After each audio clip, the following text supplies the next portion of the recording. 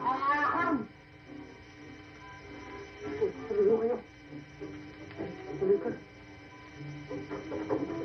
Hindi aham. Hindi lang yan na bata. Akala ko bukas mo ko rin. Kasi lalamahin ko na yung labada na si Rudy eh.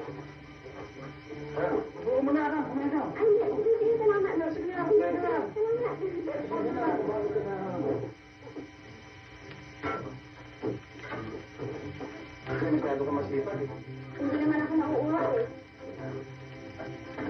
Alam mo, siyempre talagang ganito kami maghihirap. Kung hindi kami kikilos, hindi kami kakain. Kaya pati tuloy gabi, nagagawa namin araw eh. Gusto ka naman pati yung araw eh. Ginagawa mo gabi. Kaya hindi ko na ulang tabi. Oo yan.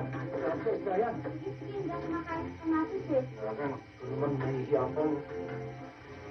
Hindi pa.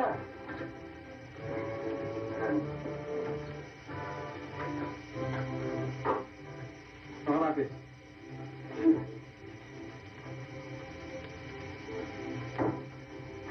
Siguro, imbis na magkulakan, gagamitin mo na lang yung palo-palo. Saka naman akong pagbalik ng mga damit namin dito eh. Kutay-kutay na yun.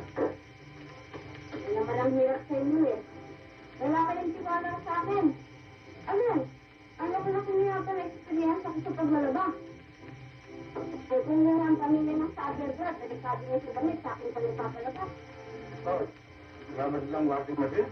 O hindi harap naman na mas magaling ako sa washing machine. Hindi. Ayaw niya ata. Di maghanap na lang sa ibang labandera. Susunod lang ako. Susunod na ako. Sabi ko, mas magaling pa ako kaysa sa washing machine. Hindi lang talaga masarap yung adobo niyo. Hindi na ako babalik eh. Lasa-lasa mo na. Ay, hawit talaga ang lasa niya sa manok. Ano, sumaka pa ako. Sarap na sumusok na. Bunso? Hindi bunso ko ba ang manok ngayon? Wala. O bakit may bunso? At meron bang mayawak naman ang buntot? Masarap yun ah. Basta ka. Sige, wala ka na. Kuya Awa? Oo. Alis na ako.